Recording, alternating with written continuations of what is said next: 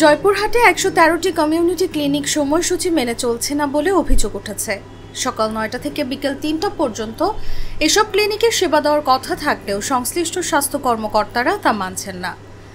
আমরা তো দেখি না খুব ভালো, এগুলো তো একটা বাজলেই চলে যায়। লিবে আসলে পাই, ও আমার টাইম পর্যন্ত যারা আসবে পায়, তারপর ওরা চলে গেল। আর তো দেখলাম 10টার সময় আসে, 1টার সময় চলে যায়, এটাই তো জানি আমাদের। জেলার বেশিরভাগ কমিউনিটি ক্লিনিক সকাল 10টার পর খোলে, বন্ধ হয় 1:30টার মধ্যেই। সরেজমিনে জেলার 10টি কমিউনিটি ক্লিনিকে গিয়ে এসব অভিযোগের সত্যতা পাওয়া যায়। ক্লিনিকগুলোতে উপজেলা স্বাস্থ্য কর্মকর্তা ও পরিদর্শকদের নিয়মিত পরিদর্শনের কথা থাকলেও তারা সেই দায়িত্ব ঠিকমতো পালন করেন না বলেও অভিযোগ উঠেছে। এই কারণে চিকিৎসা সেবা থেকে বঞ্চিত হচ্ছেন স্থানীয়রা।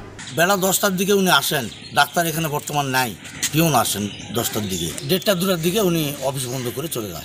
এইভাবে টাইম চলতেছে। তো না সেবাটা পাচ্ছে কে দিচ্ছে? সেবা উনি সেবা দিচ্ছেন, পিওনি সেবা দিচ্ছেন, ওষুধপত্র পিওনি দিচ্ছে। জেলা স্বাস্থ্য বিভাগ সূত্রে জানা যায়, দেশের প্রান্তিক পর্যায়ের মানুষের কাছে স্বাস্থ্যসেবা পৌঁছে দিতে সারা দেশে কমিউনিটি ক্লিনিক চালু করা হয়।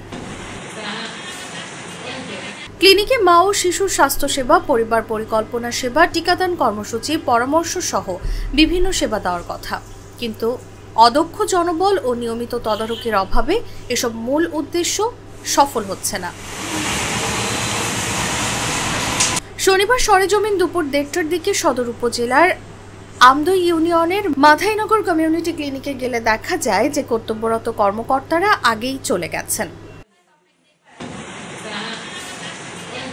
জেলা সিভিল সার্জন কর্মকর্তা ডক্টর রুহুল আমিন জাগো নিউজকে বলেন, সকাল 9টা থেকে বিকেল 3টা পর্যন্ত অফিস খোলা থাকে। কেউ যদি পরে যান কিংবা নির্দিষ্ট সময়ের আগেই চলে যান তাহলে তাদের বিষয়ে পদক্ষেপ নেওয়া হয়।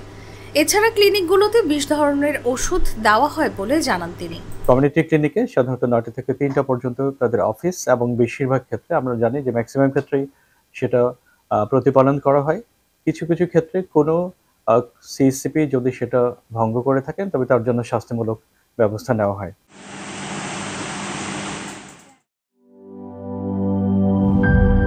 শিয়া বাটার ও ভিটামিন ই সমৃদ্ধ lily glam beauty soap. Lily, always beautiful.